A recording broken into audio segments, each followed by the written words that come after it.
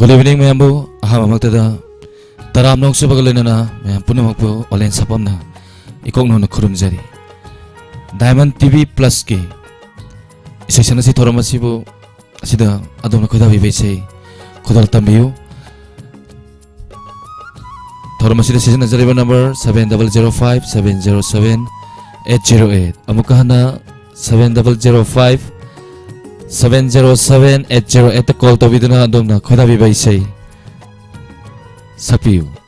Sangapa manjan taram noksari kari mathen sarage nangbire ngasiri itema ana nga thongbire nga oi chasenjare nga them maria thakachari thorom yabirakpa ehana na sangbirak pesina namayam punama phone hangdana thamjare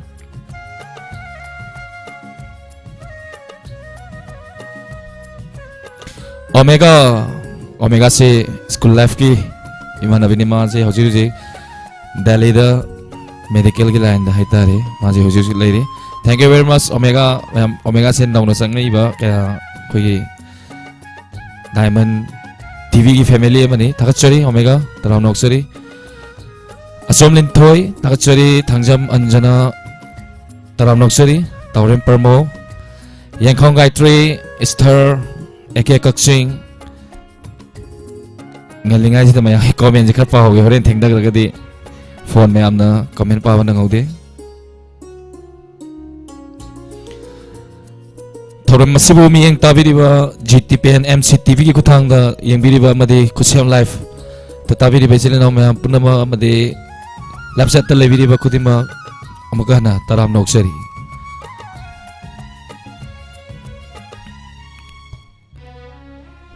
Permesori kunrafam Twinkle ahong sabam horen phone phangna de haini phone tawi horo call hanga tamjare lakpa hore phone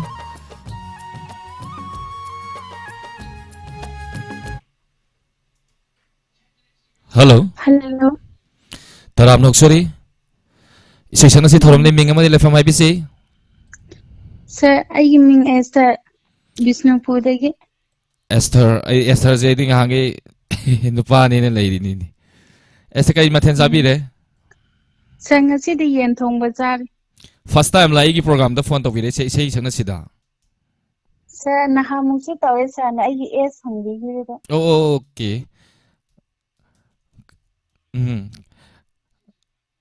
Kari sei kudol tambi gani Dakham film gi Pusparani na sakto maton tan tamjara ke sa Chume esta sei paja sabko ni kau thoki bini Yam toina de call to birak to ko adum ka laptop de dum yawe dum ujei Hoi sir hobby se ko Hey ha ha ha ha ho ho ho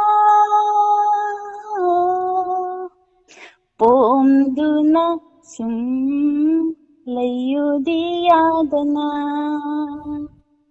Pom duna sum layu diyadana Khoi musu kire lai sati tamlaga Khariba sambal se ikhut nasirage Khariba sambal se ikhut nasirage ikai bakhang laga mihaurage thamoy nung sigi tinna siglabarani layong khangdana aina pangthariba nung sigi tinna palabarani Sapu kalaba nihunna yaibadi nung sigi tinna siglabarani layong khangdana aina pangthariba nung sigi tinna palabarani sapu kalaba nihunna yaibadi sahili sing una jabago ꯆꯍꯤ ꯂꯤꯁꯤꯡ ꯂꯤꯁꯤꯡ ꯊꯦꯡꯅꯗ꯭ꯔꯕꯒꯨꯝ ꯄꯨꯟꯗꯨꯅ ꯊꯝꯅꯤꯡꯂꯦ ꯂꯦꯡꯗꯅ ꯅꯪꯕꯨ ꯂꯦꯡꯗꯅ ꯅꯪꯕꯨ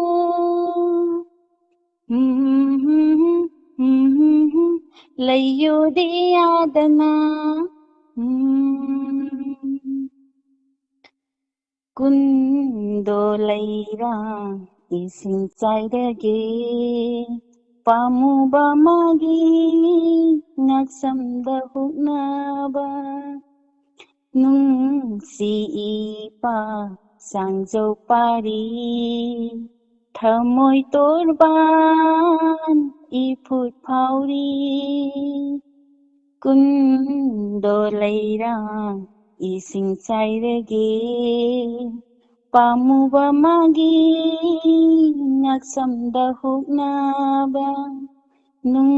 뭉시이빠 쌍저파리 thơm tối ban y phút thâu đi lôn thốc trở đi mà tàu cũng ung la nu lôn thốc trở đi mà tàu cũng khăn la nu nung xin na cầu rô nè pamu ba ma bu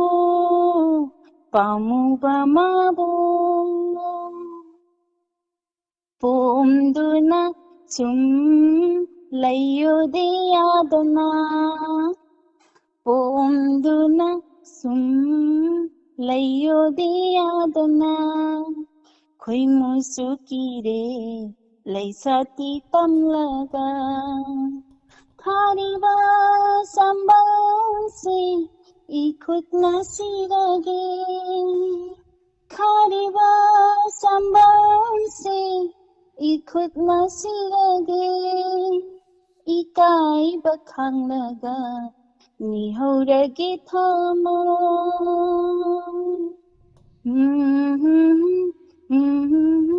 la la la la la la ho ho ho ho ho ho la la la la la la ho chalo jab thakachari sir wa ngang ji khonau ji problem khra wai ngakpi gani sai yam phajana ta sakpi re aduga thoiba bila bibi maiba iche bibi ni de ranjita kaisam gangarani mayam na haitare phajai na habi re mayamju thagachari thank you thakachari sir ngasigi isai chana se thorom se da fast caller biduna isai phajaba ma khudol tambiba diamond tv plus ki make degi thakachari thank you sir comment se maramakta bazar ke lesna mangang dolly bi mottum ibem saning thoujam mayam saksar bra se mi mayam yame maming oina panjaroge mayam pulap subsan jaraga saksa jare mathelna nga oina chajare mathangi kola da khudong cha pijage hello Hello. taram nokchari isai sana se thoram ne ming amade lefam hai bisi Sarwalin ay urupagi Ma'am Ramendro. taram nokchari kari mathel chabi rage Sangasi irole. isai phaja phaja sakpa ngak to bi re ngasi je call se Bon ngai ramane wal FIFA World Cup. pung kya Bon la te na sum pung 9:30 ra ngasi ki world cup 9:30. ai sin nangaroi ne thakachari Jadi Ma'am ki seba to rengai ta. So then toy na tinang aro. ai maning da tv lei akoi mctv gi ngasai ai hangjagram ni kari channel na fa ga doi non mctv gi oina 151 da fa Oh. ai ba ta program je hek loi ba dum onjang ra dauni kon che khanau je khara nungai jate aduna waro pi be ate lokho ba tabi tawra ka su ngapi gani kari sai khudol tambi gani Yam toy na sak piche ma. Chami Kumar ki nungsibe man ki bana have to tam jage. khudon tambi si Nungsiba he man ki bana ꯁꯣꯏꯈꯤꯕ ꯌꯥꯎꯔꯛꯂꯕ ꯉꯥꯛꯄꯤꯌꯨꯀꯣ ꯑꯩꯕꯨ ꯅꯪꯒꯤ ꯊꯃꯣꯏꯅ ꯅꯪꯅ ꯃꯤꯒꯤ ꯑꯣꯏꯈꯤꯕ ꯑꯩꯗꯤ ꯅꯪꯕꯨ ꯌꯦꯡꯕ ꯉꯝꯍꯧꯔꯣꯏ ꯑꯩꯅ ꯃꯤꯒꯤ ꯑꯣꯏꯈꯤꯕꯗꯗꯤ ꯑꯩꯅ ꯃꯤꯒꯤ ꯑꯣꯏꯈꯤꯕꯗꯗꯤ ꯅꯪꯗꯤ ꯑꯩꯕꯨ ꯌꯦꯡꯕ ꯉꯝꯍꯧꯒꯗꯔꯥ ꯅꯪꯗꯤ ꯑꯩꯕꯨ ꯌꯦꯡꯕ ꯉꯝꯍꯧꯒꯗꯔꯥ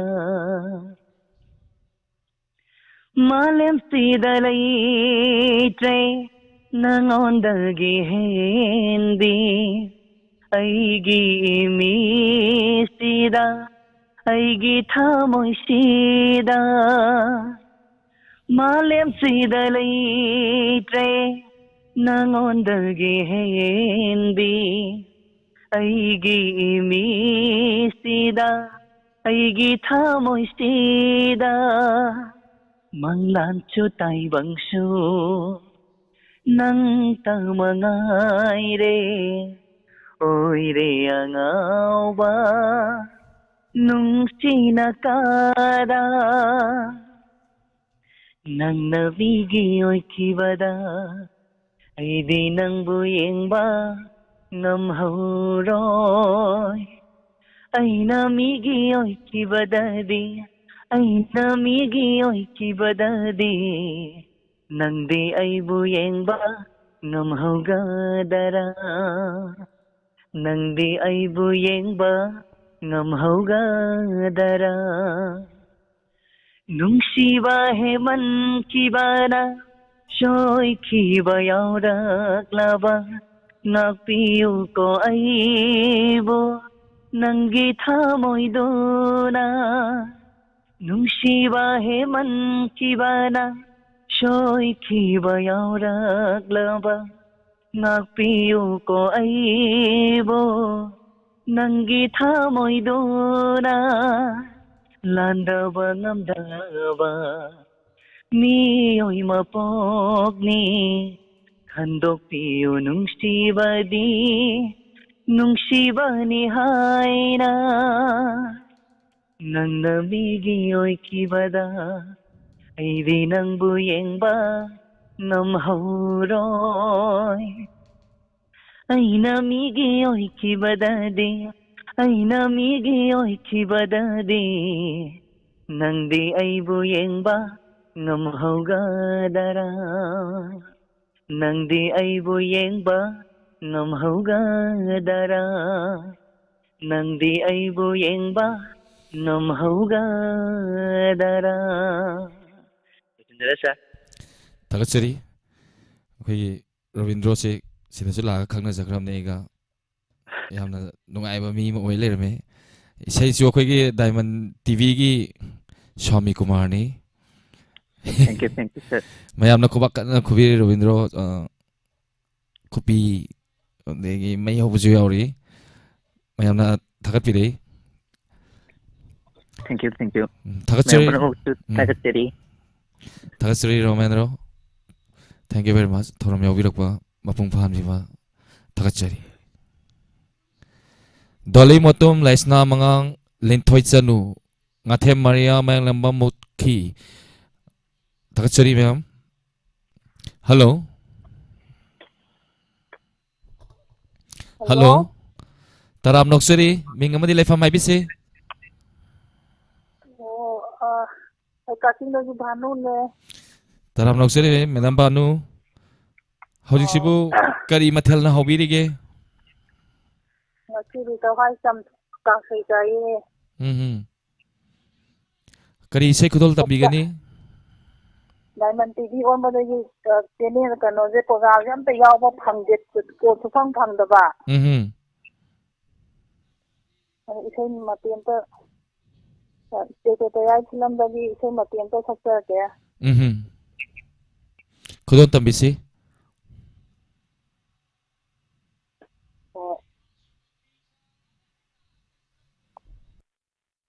ꯅꯪꯒꯤ ꯋꯥꯍꯩ ꯀꯌꯥꯅ ꯂꯩꯍꯧꯔꯤ ꯉꯁꯤꯗꯤ ꯊꯃꯣꯏꯗ ꯀꯥꯎꯕ ꯉꯝꯗꯅ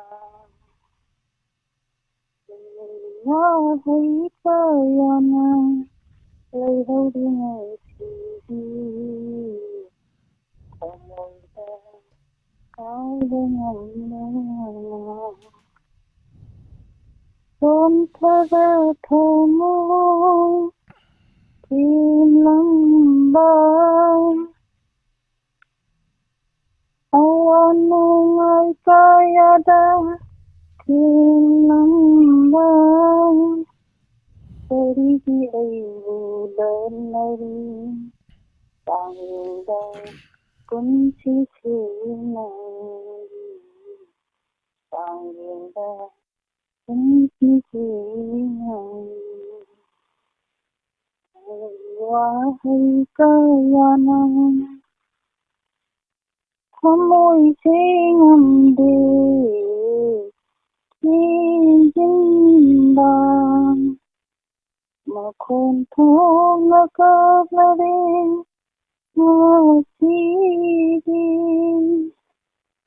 ꯄꯥꯡꯈ꯭ꯔꯕ ꯅꯪꯗ ꯅꯤꯡꯁꯤꯡꯅ ꯄꯥꯡꯈ꯭ꯔꯕ ꯅꯪꯗ ꯅꯤꯡꯁꯤꯡꯅ ꯂꯩꯍꯧꯔꯦ ꯑꯩꯒꯤ ꯎꯗ ꯀꯜꯂꯕ ꯄꯥꯝꯅ ꯊꯃꯒ ꯀꯜꯂꯕ ꯄꯥꯝꯅ ꯊꯃꯒ ꯅꯪꯒꯤ ꯋꯥꯍꯩ ꯀꯌꯥꯅ ꯅꯪꯒꯤ ꯋꯥꯍꯩ ꯀꯌꯥꯅ ꯂꯩꯍꯧꯔꯤ ꯉꯁꯤꯗꯤ ꯊꯃꯣꯏꯗ ꯀꯥꯎꯕ ꯉꯝꯗꯅ ꯊꯃꯣꯏꯗ ꯀꯥꯎꯕ ꯉꯝꯗꯅ ꯑꯗꯨ ꯂꯣꯏꯁꯤꯜꯂꯒꯦ ꯁꯥ ꯊꯥꯒꯠꯆꯔꯤ ꯃꯦꯗꯥꯝ ꯚꯥꯅꯨ ꯏꯁꯩ ꯌꯥꯝꯅ ꯐꯖꯅ ꯁꯛꯄꯤꯔꯛꯏ ꯑꯩꯈꯣꯏ ꯏꯟꯁꯄꯦꯛꯇꯔ ꯇꯌꯥꯏꯗꯒꯤ ꯂꯧꯈꯠꯆꯕ ꯏꯁꯩ ꯑꯃ ꯃꯦꯗꯥꯝꯅ ꯐꯖꯅ ꯁꯛꯄꯤꯔꯛꯏ ꯍꯜꯂꯣ ꯍꯜꯂꯣ ꯍꯜꯂꯣ ꯃꯦꯗꯥꯝ ꯇꯥꯕꯤꯕ꯭ꯔꯥ ꯁ꯭ꯋꯥꯏꯗ ꯂꯣꯏꯁꯤꯟꯖꯔꯒꯦ ꯊꯥꯒꯠꯆꯔꯤ ꯏꯁꯩ ꯌꯥꯝꯅ ꯐꯖꯅ ꯏꯟꯁꯄꯦꯛꯇꯔ ꯇꯌꯥꯏꯗꯒꯤ ꯂꯧꯈꯠꯂꯒ ꯏꯁꯩ ꯐꯖꯕ ꯑꯃ ꯁꯛꯄꯤꯔꯛꯏ ꯈꯨꯕꯥꯛ ꯌꯥꯝ ꯈꯨꯕꯤꯔꯛꯏ ꯑꯁꯣꯝ ꯂꯤꯟꯊꯣꯏ ꯏꯆꯦ ꯕꯤꯕꯤ ꯃꯥꯏꯕꯝ ꯃꯌꯥꯝꯅ ꯌꯥꯝ ꯊꯕꯛꯁꯦ ꯌꯥꯝ ꯌꯥꯅꯤꯡꯕꯗꯣ ꯀꯣꯜ ꯁꯨꯡꯐꯪ ꯐꯪꯗꯕ ꯁꯥꯔ ꯏꯁꯩ ꯁꯛꯅꯁꯤ ꯊꯧꯔꯝꯒꯤ ꯐꯣꯟ ꯇꯧꯕ ꯐꯣꯟꯁꯦ ꯐꯣꯟꯁꯦ ꯌꯥꯝ ꯐꯪꯅꯒꯟꯗꯦ ꯃꯤꯁꯦ ꯍꯥꯏꯗꯤ ꯏꯁꯩꯁꯦ ꯑꯩꯈꯣꯏꯒꯤ ꯗꯥꯏꯃꯟꯒꯤ ꯇꯤꯚꯤꯒꯤ ꯗꯥꯏꯃꯟ ꯇꯤꯚꯤꯒꯤ ꯀꯥꯡꯕꯨꯁꯦ ꯏꯁꯩ ꯂꯣꯏꯅ ꯍꯩꯕꯅꯦ ꯑꯗꯨꯅ ꯐꯣꯟꯁꯦ ꯂꯣꯏꯅ ꯀꯣꯜ ꯇꯧꯔꯛꯑꯦ ꯑꯗꯨꯒ ꯂꯣꯏ ꯁꯛꯂꯛꯄꯅꯤꯅ ꯀꯣꯜꯁꯦ ꯐꯪꯅꯗꯕ ꯌꯥꯝ ꯄ꯭ꯔꯣꯕ꯭ꯂꯦꯝ ꯌꯥꯝ ꯊꯣꯛꯑꯦ ꯑꯗꯨꯅ ꯑꯩꯁꯦ ꯏꯁꯩ ꯁꯛꯅꯁꯤ ꯊꯧꯔꯝꯁꯦ ꯈꯔ ꯇꯣꯏꯅ ꯑꯗꯨꯝ ꯇꯌꯥꯒꯤ ꯆꯦꯅꯦꯜ ꯀꯨꯏꯁꯨ ꯑꯝꯇ ꯌꯥꯎꯕ ꯀꯣꯜ ꯇꯧ ꯐꯪꯗ꯭ꯔꯦ ꯁꯤ ꯍꯧꯖꯤꯛ ꯁꯟꯗꯣꯛꯆꯔꯤꯕꯁꯦ ꯑꯁꯤꯗ ꯂꯣꯏꯅ ꯐꯪꯉꯕꯅꯤ ꯍꯥꯟꯅ ꯑꯩꯈꯣꯏꯒꯤ ꯍꯦꯛ ꯇꯧꯈꯤꯕ ꯆꯦꯅꯦꯜꯗꯨꯅꯦ ꯁꯤ ꯍꯧꯖꯤꯛ ꯑꯩꯈꯣꯏꯅ ꯑꯃꯨꯛ ꯊꯥꯕ ꯍꯧꯖꯔꯤꯁꯤ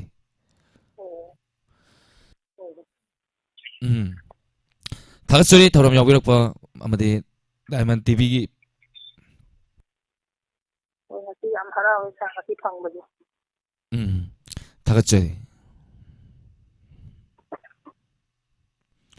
ꯄ꯭ꯔꯦꯃꯤꯂꯥ ꯗꯦꯕꯤ ꯉꯁꯤꯗꯤ ꯃꯤꯅꯤꯠ 35 ꯁꯨꯕꯗ ꯃꯤ 100 ꯍꯦꯟꯖꯜꯂꯛꯑꯦ ꯊꯥꯒꯠꯆꯔꯤ ꯅꯂꯤꯅꯤ ꯄꯨꯌꯝ ꯏꯁꯊꯔꯁꯦ ꯏꯁꯩ ꯐꯖꯕ ꯑꯃ ꯁꯛꯄꯤꯔꯝꯕꯅꯤ ꯂꯣꯡꯖꯝ ꯆꯅꯤꯡ ꯈꯣꯝꯕꯤ ꯊꯥꯒꯠꯆꯔꯤ ꯍꯜꯂꯣ ꯍꯜꯂꯣ ꯇꯔꯥꯝ ꯅꯣꯛꯆꯔꯤ ꯃꯤꯡ ꯑꯃꯗꯤ ꯂꯩꯐꯝ ꯍꯥꯏꯕꯤꯁꯤ ꯑꯗꯒꯤ ꯐꯣꯟꯁꯦ ꯑꯣꯠꯄ ꯁꯨꯡ ꯐꯪꯉꯦ ꯑꯍꯥꯟꯕꯩꯅꯤ ꯃꯤꯡ ꯑꯃꯗꯤ ꯂꯩꯐꯝ ꯍꯥꯏꯕꯤꯁꯤ ꯃꯥꯒꯤ ꯃꯤꯡꯁꯦ ꯂꯥꯏꯃꯝ ꯄ꯭ꯔꯦꯃꯤꯂꯥ ꯉꯁꯤꯁꯦ ꯏꯁꯩ ꯑꯍꯩꯕ ꯌꯥꯝ ꯇꯧꯔꯦ ꯐꯣꯟꯁꯦ ꯃꯥꯏꯕꯝ ꯄ꯭ꯔꯦꯃꯤꯂꯥ ꯀꯣ ꯂꯣꯛꯂꯥꯛꯄꯨꯡꯗꯒꯤ ꯀꯔꯤ ꯃꯊꯦꯜ ꯆꯥꯕꯤꯔꯒꯦ ꯉꯁꯤꯁꯦ ꯀꯥꯡꯁꯣꯏ ꯆꯥꯏꯌꯦ ꯀꯔꯤ ꯏꯁꯩ ꯈꯨꯗꯣꯜ ꯇꯝꯕꯤꯒꯅꯤ ꯏꯁꯩꯁꯦ ꯍꯩꯇ ꯑꯃꯈꯛꯇ ꯉꯝꯊꯖꯔꯛꯀꯦ ꯍꯩꯇ ꯍꯥꯏꯔꯒ ꯏꯁꯩ ꯇꯃꯥ ꯐꯖꯕ ꯑꯃ ꯁꯛꯇꯣꯔꯛꯀꯅꯤꯀꯣ ꯑꯃꯨꯛ ꯁꯥꯔ ꯈꯪꯅꯤ ꯍꯧꯔꯛꯑꯒꯦꯀꯣ ꯍꯧꯕꯤꯁꯤ ꯉꯥꯏꯈꯤꯒꯗꯔꯥ ꯂꯥꯛꯂꯔꯣꯏꯗꯕ ꯃꯥꯕꯨ ꯌꯦꯡꯈꯤꯁꯤꯔꯅꯤ ꯑꯩꯕꯨ ꯊꯥꯖꯅꯅꯤ ꯑꯅꯤꯒꯤ ꯀꯨꯝꯃꯩ ꯀꯞꯈꯤꯒꯗꯔꯥ ꯅꯤꯡꯁꯤꯡꯗꯨꯅ ꯋꯥꯔꯤ ꯆꯠꯂꯁꯤꯔꯅꯤ ꯑꯩꯕꯨ ꯀꯥꯏꯅ ꯃꯩꯁꯥ ꯇꯨꯇꯨꯅ ꯉꯥꯏꯈꯤꯒꯗꯔꯥ ꯂꯥꯛꯂꯔꯣꯏꯗꯕ मेरागी थागल शरके पूर्णिमा बसंत हेमंत मेला भरी तू मेरागी थागल शरके पूर्णिमा बसंत हेमंत मेला भरी तू ओइनरेमोना ओलामैसा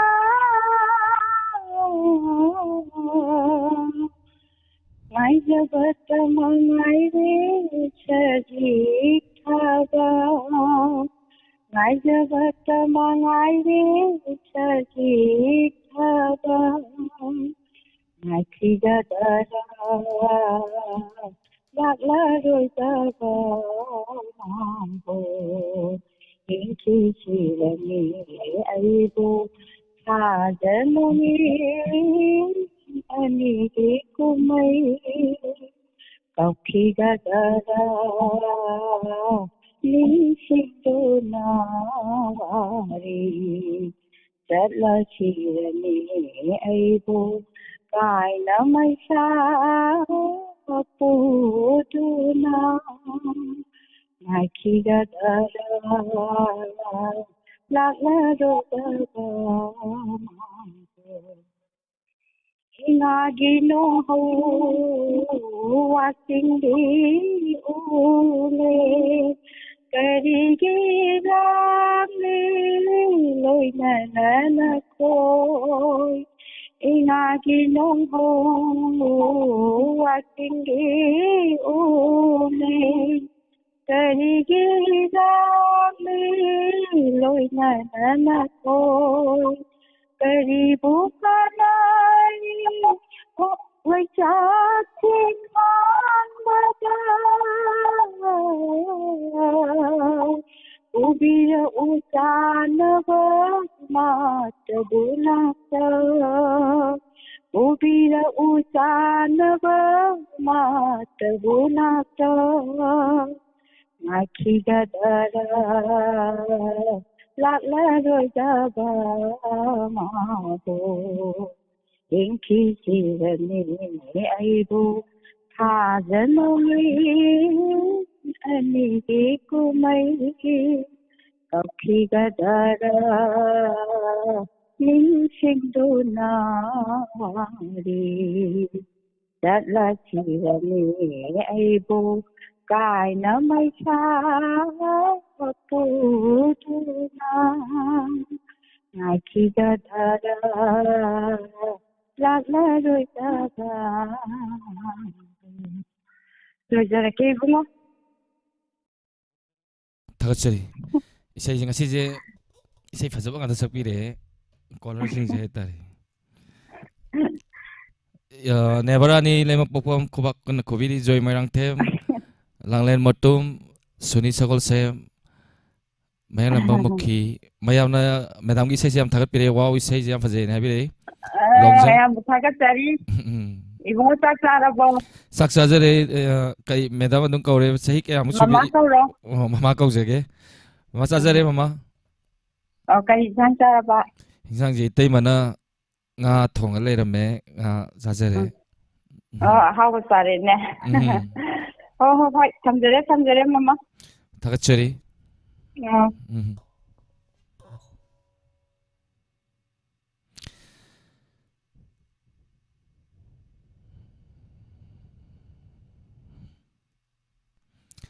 hello phaklang da number thelam ba ju yauri hai bi rei hello Hello, Solan. Good evening.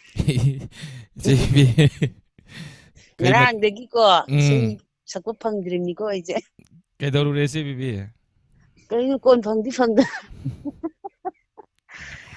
kari mathel sabirage Solan asidi kangsoy amaga kangongga sare. midi Sargidi nga thongeng tagre hangdasu yar. mi bon yeng machetna gre bon yaksal ama thamjalame Solan anjana saine isay hogre. Magi hogdokpagi da opening song do. Ado sa kano ay ayam ko tolay jate ngate da asa na isay thabado. Solan adoda marakta nitigi ko isay thabal music ma hapsanbiyo ba. Aduna nungaybe hengine ba. o kenogi isai thabai marak sidra Isay maraksida thabangi kogi PUBG army nang adun ni khangda man hen sum save tawak thamjanbiyo akoi mayam sum thaban chongge tong. Adu sa kaw ya de ko. kaujare kai sei tabi pdo tabi gani se Horagi ay kan thamoy nongge kanoga singer Surenga nupi as atay dem ta hire khangong singer jing ay ta saktarag ta hobisi Nangi thamoyda piyu ꯑꯩꯒꯤꯁꯨ ꯄꯤꯛꯂꯕ ꯃꯐꯝ ꯑꯃ ꯅꯪꯅ ꯈꯖꯤꯛꯇꯪ ꯑꯣꯏꯔꯕꯁꯨ ꯑꯩꯕꯨ ꯈꯟꯕꯤꯅꯕ ꯅꯪꯒꯤ ꯋꯥꯈꯜꯗ ꯄꯤꯌꯨ ꯑꯩꯒꯤꯁꯨ ꯄꯤꯛꯂꯕ ꯃꯐꯝ ꯑꯃ ꯅꯪꯅ ꯈꯖꯤꯛꯇꯪ ꯑꯣꯏꯔꯕꯁꯨ ꯑꯩꯕꯨ ꯅꯤꯡꯁꯤꯡꯅꯕ ꯅꯪꯒꯤ ꯅꯨꯡꯉꯥꯏꯕꯅ ꯑꯩꯒꯤ ꯅꯨꯡꯉꯥꯏꯕꯅꯤ ꯅꯪꯒꯤ ꯑꯋꯥꯕꯅ ꯑꯩꯒꯤꯁꯨ ꯑꯋꯥꯕꯅꯤ ꯅꯪꯒꯤ ꯅꯨꯡꯉꯥꯏꯕꯅ ꯑꯩꯒꯤ ꯅꯨꯡꯉꯥꯏꯕꯅꯤ ꯅꯪꯒꯤ ꯑꯋꯥꯕꯅ ꯑꯩꯒꯤꯁꯨ ꯑꯋꯥꯕꯅꯤ ꯅꯪꯒꯤ ꯊꯃꯣꯏꯗ ꯄꯤꯌꯨ ꯑꯩꯒꯤꯁꯨ ꯄꯤꯛꯂ ꯃꯐꯝ ꯑꯃ ꯅꯪꯅ ꯈꯖꯤꯛꯇꯪ ꯑꯣꯏꯔꯕꯁꯨ ꯑꯩꯕꯨ ꯈꯟꯕꯤꯅꯕ ꯅꯨꯡꯁꯤ ꯍꯥꯏꯅ ꯍꯥꯏꯗ꯭ꯔꯤꯉꯩ ꯊꯃꯣꯏ ꯍꯥꯟꯅ ꯈꯨꯗꯨꯝ ꯆꯟꯕ ꯅꯨꯡꯁꯤ ꯍꯥꯏꯅ ꯍꯥꯏꯗ꯭ꯔꯤꯉꯩ ꯊꯃꯣꯏ ꯍꯥꯟꯅ ꯈꯨꯗꯨꯝ ꯆꯟꯕ ꯅꯪꯒꯤ ꯅꯨꯡꯁꯤꯅꯔꯝ ꯆꯠꯅ ꯂꯥꯏꯃꯟ ꯑꯣꯏꯔꯦ ꯊꯃꯣꯏꯗꯤ ꯂꯥꯏꯃꯟ ꯑꯣꯏꯔꯦ ꯊꯃꯣꯏꯗꯤ ꯅꯨꯡꯁꯤꯕꯗ ꯈꯨꯗꯤ ꯊꯤꯔꯨꯕ ꯊꯃꯣꯏ ꯏꯄꯨꯝ ꯆꯪꯂꯦ ꯄꯨꯛꯅꯤꯡ ꯗꯥꯛꯐꯝ ꯇꯥꯔꯦ ꯊꯃꯣꯏ ꯏꯄꯨꯝ ꯆꯪꯂꯦ ꯄꯨꯛꯅꯤꯡ ꯗꯥꯛꯐꯝ ꯇꯥꯔꯦ ꯅꯪꯒꯤ ꯋꯥꯈꯜꯗ ꯉꯥꯎꯔꯦ ꯅꯪꯒꯤ ꯅꯨꯡꯉꯥꯏꯕꯅ ꯑꯩꯒꯤ ꯅꯨꯡꯉꯥꯏꯕꯅꯤ ꯅꯪꯒꯤ ꯑꯋꯥꯕꯅ ꯑꯩꯒꯤꯁꯨ ꯑꯋꯥꯕꯅꯤ ꯅꯪꯒꯤ ꯅꯨꯡꯉꯥꯏꯕꯅ ꯑꯩꯒꯤ ꯅꯨꯡꯉꯥꯏꯕꯅꯤ ꯅꯪꯒꯤ ꯑꯋꯥꯕꯅ ꯑꯩꯒꯤꯁꯨ ꯑꯋꯥꯕꯅꯤ ꯅꯪꯒꯤ ꯊꯃꯣꯏꯗ ꯄꯤꯌꯨ ꯑꯩꯒꯤꯁꯨ ꯄꯤꯛꯂ ꯃꯐꯝ ꯑꯃ ꯅꯪꯅ ꯈꯖꯤꯛꯇꯪ ꯑꯣꯏꯔꯕꯁꯨ ꯑꯩꯕꯨ ꯈꯟꯕꯤꯅꯕ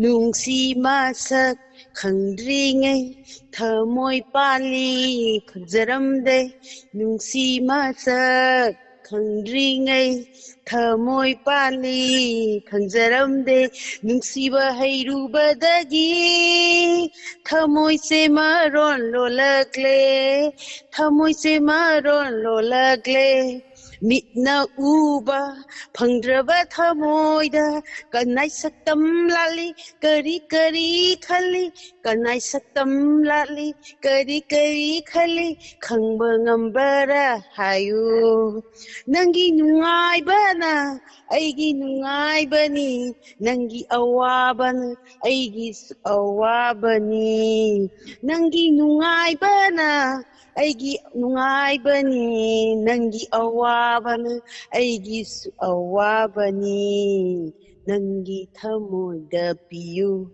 ꯑꯩꯒꯤꯁꯨ ꯄꯤꯛꯂ ꯃꯐꯝ ꯑꯃ ꯅꯪꯅ ꯈꯖꯤꯛꯇꯪ ꯑꯣꯏꯔꯕꯁꯨ ꯑꯩꯕꯨ ꯈꯟꯕꯤꯅꯕ ꯁꯧꯔꯦ ꯂꯣꯏꯁꯜꯂꯒꯦ ꯏꯆꯦ ꯕꯤꯖꯦ ꯏꯁꯩ ꯇꯝꯃꯦ ꯑꯩ ꯇꯝꯃꯕꯣ ꯏꯁꯩ ꯇꯝꯃꯕ ꯃꯥꯜꯂꯦ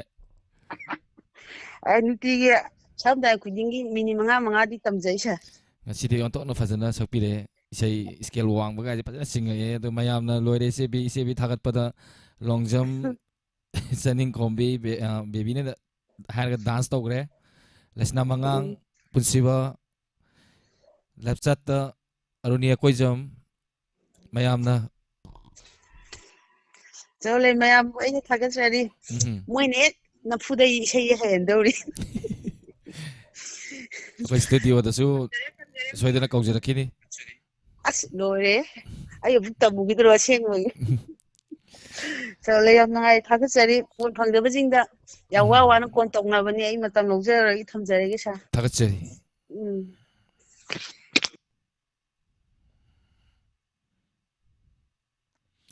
aigi thamoida piu aigi supik labaka silam. Hello. Good evening, sir. Good evening, Taram Noksari. Isai sana si thoram Tagatani, sir. Ninga madi lai famai bisi. Sir, yak singa may mukhang lambi dagi Ranjana Hijami, sir. Ranjana Hijam Taram Noksari. Madam kay mitin Tagatani, sabi sir. lagi. As ngasi je kangsay uwi na zazare, sir. Kari isai kudol tambi gani? Ka reporter film ki Sophia Salam sa pa isay mataw tamzara ke. Kudol tambi si. Hoy, hogdara ke, sir.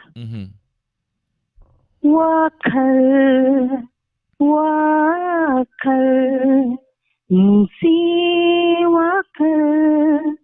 wakal sina kalak pada si say hau nito wakal sina kalak pada si say hau nito ning sing lai mari nung si saktam urai nanggi ona nanakalak ni aidi nanggi ona nanakalak ni aidi leitaning lepung se aidi leitaning lepung se aidi wakal si wakal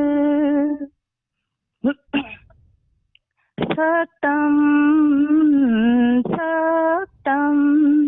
nuksi saktam do yining bana koyang li mawisi na taibangda pathabangam dari nuksi saktam do yining bana koyang li mawisi na taibangda pathabangam dari lang tak narita moy se laglo gabain nung siba lang tak narita moy se laglo gabain nung siba oh nung siba wakal nung si wakal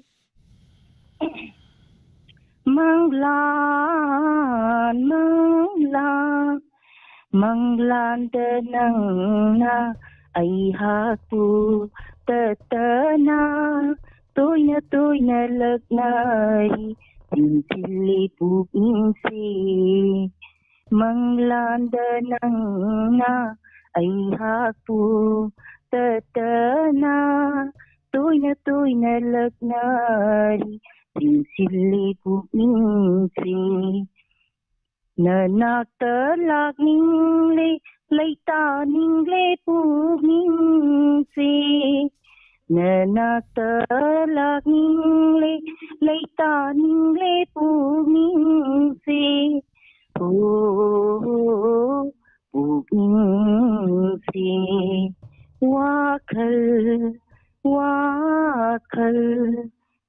si wakal sina kalak pada si say hau nito ning singla mari nung si saktam urai ꯅꯪꯒꯤ ꯑꯣꯏꯅ ꯅꯅꯥꯛꯇ ꯂꯥꯛꯅꯤꯡꯉꯤ ꯑꯩꯗꯤ ꯅꯪꯒꯤ ꯑꯣꯏꯅ ꯅꯅꯥꯛꯇ ꯂꯥꯛꯅꯤꯡꯉꯤ ꯑꯩꯗꯤ ꯂꯩꯇꯥꯅꯤꯡꯂꯦ ꯄꯨꯛꯅꯤꯡꯁꯦ ꯑꯩꯒꯤ ꯂꯩꯇꯥꯅꯤꯡꯂꯦ ꯄꯨꯛꯅꯤꯡꯁꯦ ꯑꯩꯒꯤ ꯋꯥꯈꯜ ꯋꯥꯈꯜ ꯅꯨꯡꯁꯤ ꯋꯥꯈꯜ ꯅꯨꯡꯁꯤ ꯋꯥꯈꯜ. Thank you, sir. 다가처리 이세 ngasi caller jing mai hore mayam isei sakpi le isei loi phajabna Thank you, sir. isei phajab ngata sakpi le ngasi je hore nai lan thok toi je 다가처리 mayam na chu kwa ko bi re mathangi caller comment pa banang jedre mathangi caller lokut sage hello Hello. taram nokseri se mingama dile famai bi se Saya Kakchingdagi Yangkhong Gayatri. taram nokseri yangkhong gaitri yam phone di tawjaba duga yam toina phangdaba isanne gaitri se Ha. phone di tawraga phone yam toina phangdaba ne ba gaitri se Ayo, saya isai saknasida di amda phangdeba ko atopatabudi phangeba. Live tele hangumada phangaga isai sakpaguma adu khak tawwa. Ada isai sakpada supang phangdawa ise hatta jum kai kai jan. isanje sei phajabam salak taw male ngasi je Sir ama keba mitki kajal haiba.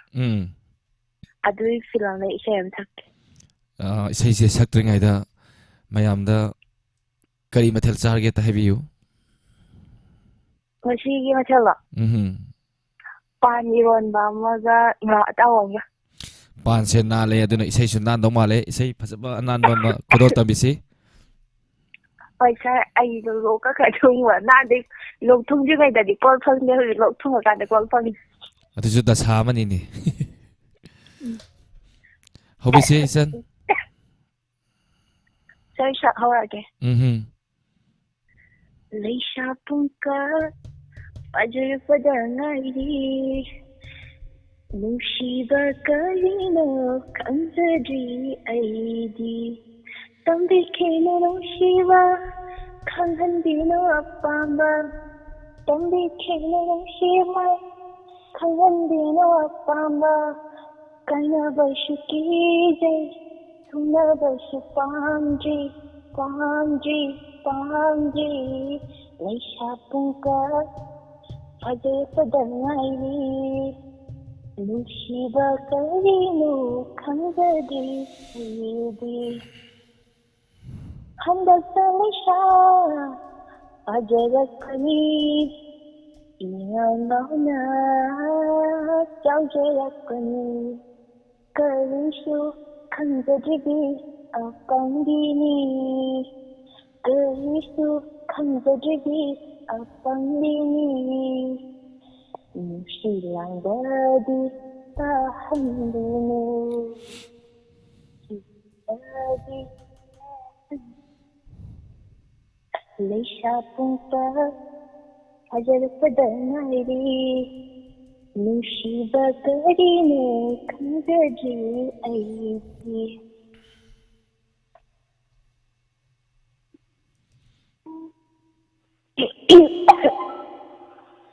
Saya bakal lagi lupa ni. lo khudok piro duga makha samda biro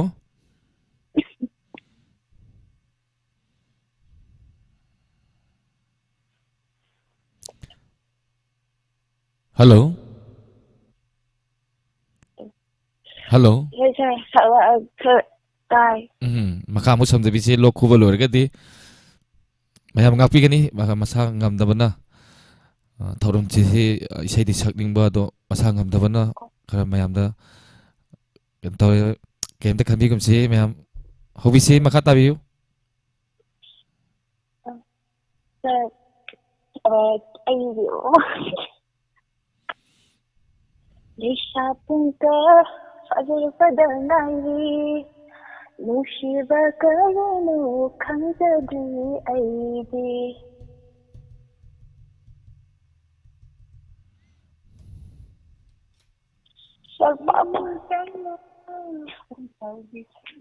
이닝 떠나 이점점나 반토기 샹가이다 샤네저키게 이닝 떠나 이점점나 반토기 샹가이다 샤네저키게 아밤 무시 와클 아밤 무시 와클 해저키로 탕저키로 해저키로 탕저키로 레샤부가 빠져가다 말이 무시바 까리노 칸저리 아이레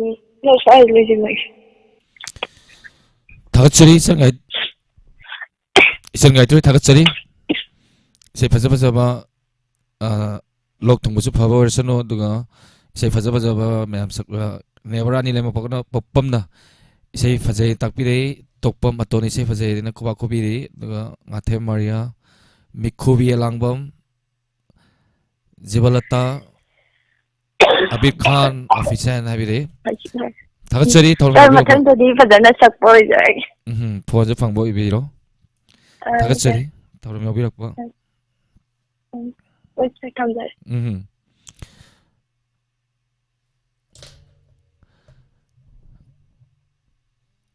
Minnow na may rakpam Takachari Hello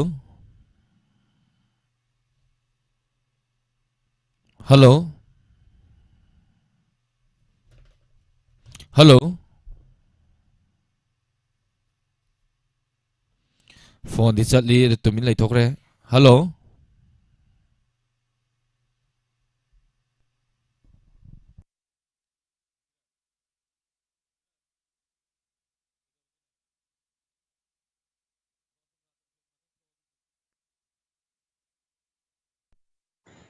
Hello Hello.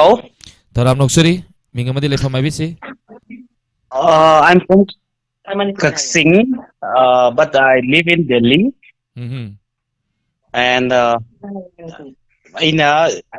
say Imada dedicate to Pame. Is it Sanogi Kanamina? And Imada Tarab Mikandi. Salak Bayarabta. Ming IBC Ming the Yendebam Kiran Ping. Taram Noksuri Welcome. Vacation and Kanava. Asiskari Mathel Sabirage Ngasi ko ayuktuna sa game tare adagi nindang pina mo sa game tare wi tang to na ko puloy kay control to tare Delhi the Kari Hona Virino I'm retired from army Yeah adagi hogi na tawi thawak na law farm da adi admin lawyer side ta adagi ai loina bisina mo nursing officer ni Delhi government gi man taroga pai lewi ki develop. Thank you welcome Taram Noksuri ise isana si thoram yawirakpa kari ise khulot nabigani Khomlam naman bro ise yam phajaba ma sapira kadore how bisi yamba it's my mother's song. I'm dedicated to my mother.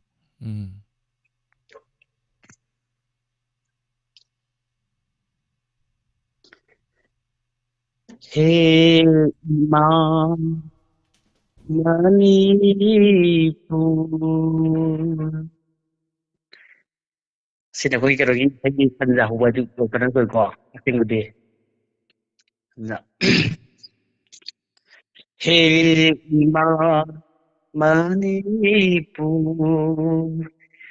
khom lang na man singam lối nang gi ni nung si zao bi he ma nào lúc nào cô cầu giờ lối nang gi ni nung si zao bi he ma Singda kaduna singjanbada pata kumduna longkhon bada lawai koidil anglabini hubakurol purabini khomlang laman pingam doi nangi minung si sawi ima Hanglaba kuyana upul thaka pari namda puduna ima Vila pasi yaurakpa waraboi khomnang laman Singam loi nangi nung si sawi ima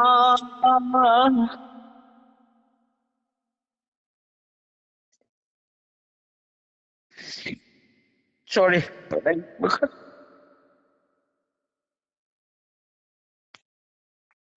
Brother Pugni Father Bichi, Isay on the Faze, Imada Saitava, Imada dedicated to Isay, Mayana, Tavi Bishay.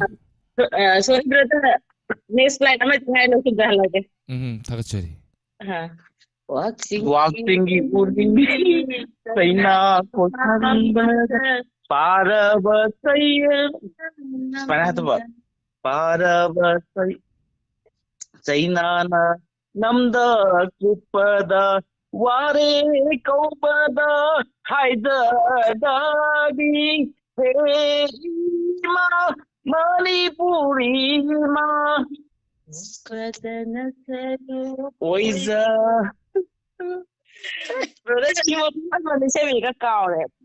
Thank you very much.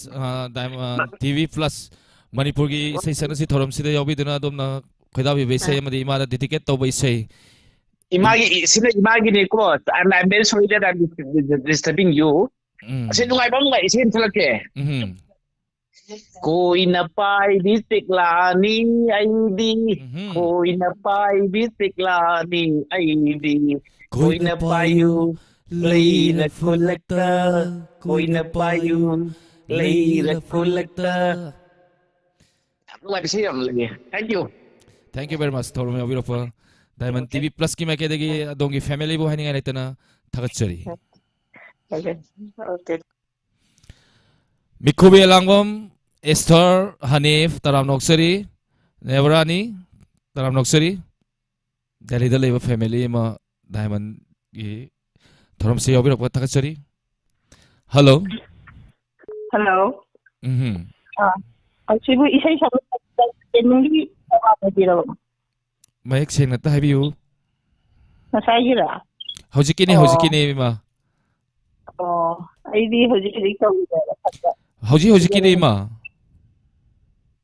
Hello. Phone to bi dai ma. Hello. Hello. Ay gonda hang biyo hojikira to phone pa ato pa bam da ngadi yara roy. Thorom se hojikini ma. Hujik tawribra haiba program si. Hoi ma. Hoji mayam tari ma na ngangi se mayam loi tari hoji. Matam du khangdaba. Na se matam du khangdaba. Thorom se khoi gi isai sakna si entertainment dagi talent hunt sigum se nungdangi oina pung mapan dagi na tara phawa santok sagani ma. Du khangdaba dum happe. Adum tadi taba dugane numit khangdaba nongalaga het phangba adumai taw haitara. Wa kai mathen sabi rage. I say da adum taba tane do matte ki Ming amadi lai fam habi se. Ai asam dagi ni. Ming habi you. Ming di ai mo ko. Taram Noksari Diamond gi thorom kudi manu sibiduna haiba haitaba thidana yobi reiba thakachari kari sei kudol tambigani. Khangde da isa ka to pada sangari haiba haite da. Adum chalake to Sakpi hobi se. Ari bani ai di admi ari bagi ne. Assembly molara ragi tenora. Khangde ni mar khangde. Ta ko khat kuiramina. Thakara jadam. Hobi se.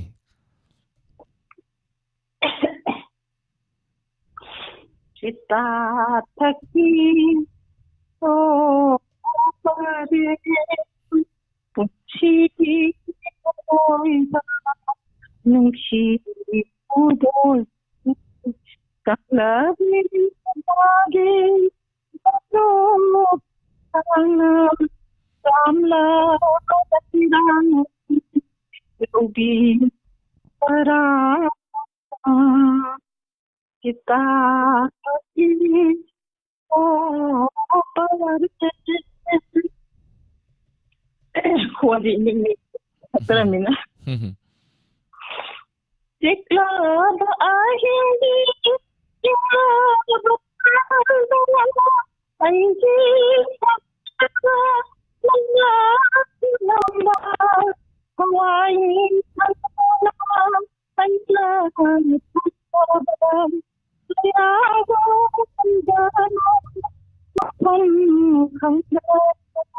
Nangi waina ola iranga iranga kita di oh Tumshi Aroinda Tumshi Udol Samladi Nadi Nako Namla Ubiyu Sara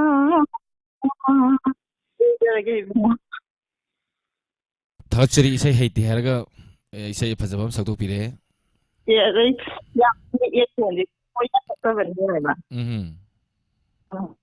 Thachari isai chana si thorom yawi dina mapung pham birakwa haninga letana thachari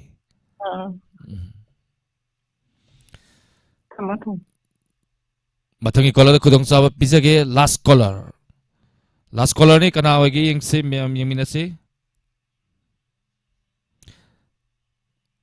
True caller da dame ai thole yengasi kana no Hello Good evening, sir. Good evening taram noksari mingamadi lefa mai bisi Kaisan kami lang mo kaya lang mo bitani sir. taram noksari kari mathel sabi rage Ngasi chicken taw angangi birthday taw ko. Angangi happy birthday wish bijari Thank you, sir. kari sai khudol tambigani Ngasi din na din sorry say ento sa kita ko sir. khudol tambisi Nusina bahayro lupa Kainara kawabani Tunggana mangmangani Nusiwa kandawani Nusina bahayro lupa Kainara kawabani Tunggana mangmangani Nusiwa kandawani Nusina bahayro lupa Nusi magi wakanda Tumba sapa kandabani Nusi magi wakanda Tumba sapa kandabani Nusi nama kandara matanda Sabasara inda sito Tibani saubana Sabasara inda sito Tibani saubana Nusina bahiro luta Nusinari nei matam tadi Mumudelu pani tha moida Nusinari nei matam tadi Mumudelu pani tha moida Ainera baba tunda mahaka Ainera baba tunda mahaka Nusi kaina maisana Ahinkaya tundabani Ahinkaya tundabani Nusina bahayro luta Kainara kawabani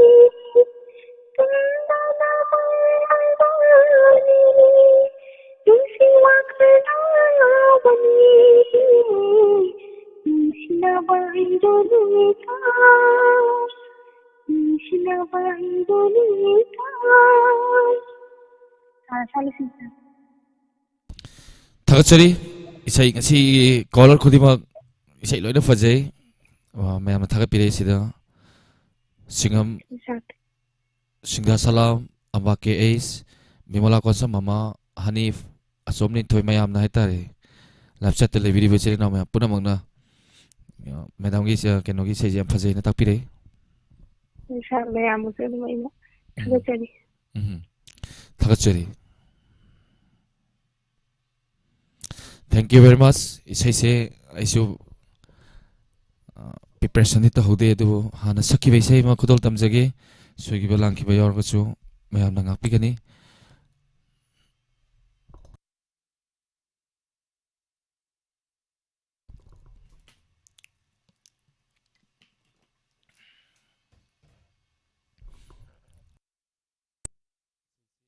isai se hodringai da live chat te leviri ba chinau mayam singi comment khar patok charamge Ibem saning thaujam hanif bila bibi maibam ise bibi usam sien gre Jiten Okram brother Shakespeare taram noksari Elias Naurem abe Waikom abe KS ibem han devi Jivalata Ranjana hijam Vidya Lakshmi ning thaujam ibem saning thaujam topa maton mikhubi alangbam isai se mayam waru bibede isai matem khatang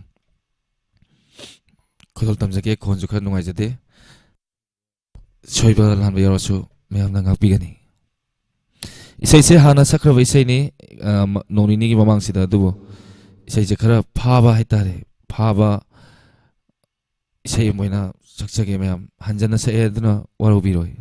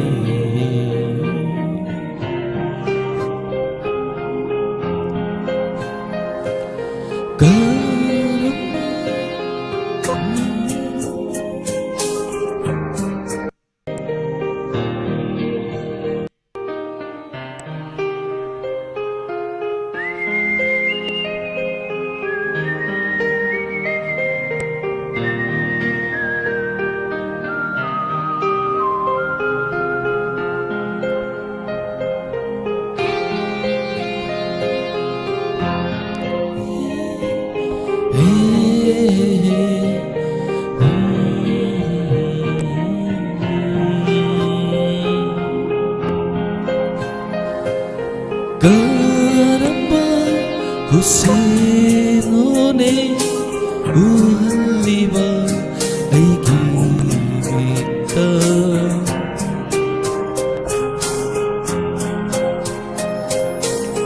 Suki keda nikti sabi nang se aigi kanano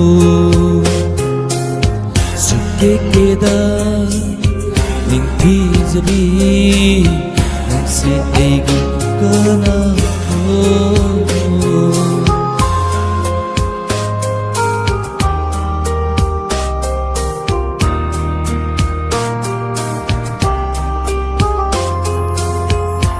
Uriba mitsina tamli kaya da fajai ko nang se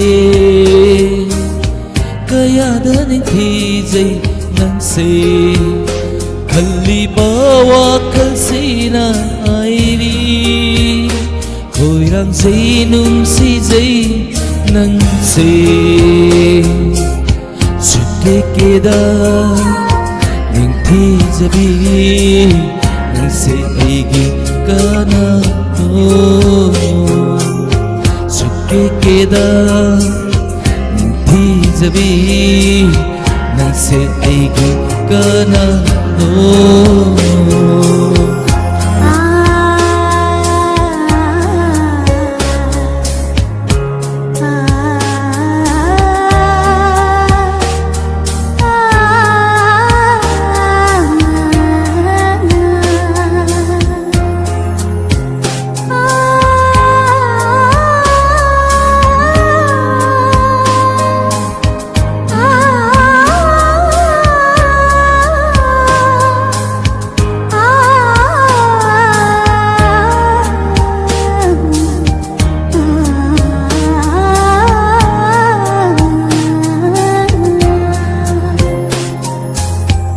Hai bằng ly sinh thế ngày ôi đê u đê mà na ba nanga hing luri ba mikina pal mang thi nangi na phong da ba mai thong mai sinh khang da uri lấy tê bốc tê nang gomba masa yang laroi ngam de nang bu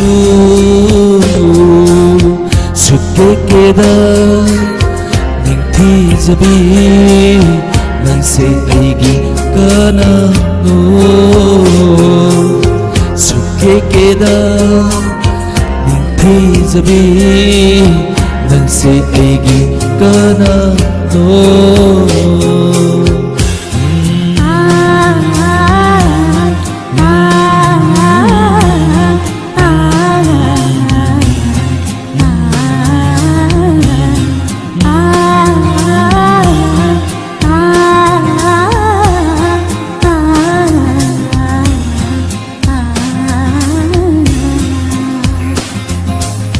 Kupet cafe mi eng na nangi karino sali bapa ko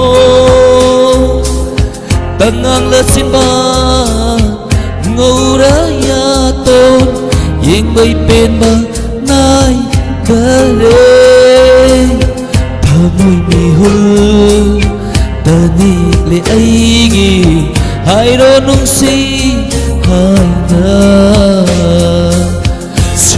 keda ning thi zabi nang se aigi kana no suke keda ning thi zabi nang se aigi kana no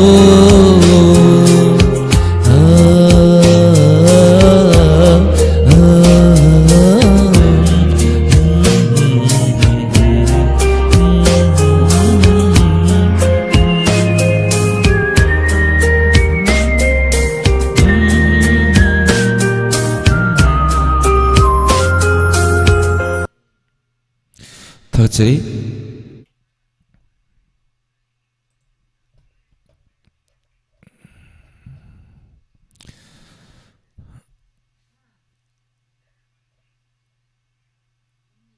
Najiwa hangmam thakchari topa maton thank you very much isai jeng hani saksagrabani mayam thakapire thakchari thank you very much mayam se paraga leiradi yam sangani matam se program se pungamagi matam oibanina ngapigani kaimam joymati isai yam faje takpire tomba wangjam amba ke SBB maibam isi bibi gi bing se mamang dai je pallo yadre haitre singda salam Said Ruk Boydaf Taram Noksiri Sarif Said Ruk Taram Noksiri Singa salam once again Elangbam Rabita Bimula Konsom Mama Taram Noksiri Elangbam Rabita once again Asomni Toy thank you very much Isai Pazena Mayam Kuba Kubiler Me Takachari Manihal Naurem Taram Noksiri thank you very much Ngasigi Diamond TV channel gi haitare Diamond TV channel gi thorom yaubiriba khudima amuka hana thakachari GTVN TV channel MCTV gi khuthang na yengbiriba amadi khusem live ta ताबीरी बिचन नाव में Poonam कायननबा याथंग निजबग लोइनना online सपमना अमुकाना मैं पुनम पु खुरुमजरी थरमसी हेक लोइबगा संतोक्सगे मखल मथेलगी sensing अदुगा inspector तैयाई मथंग मथंग खुदोल तमजगे हक्सांग खरा हेक नुवायपगा मैं वारबि बादे इसै सनसी थरमसी सांगतोक्सगे मता असिगी ओइनदि अमुकाना कायननबा याथंग निजबग लोइनना online सपमना मैं खुरुमजरी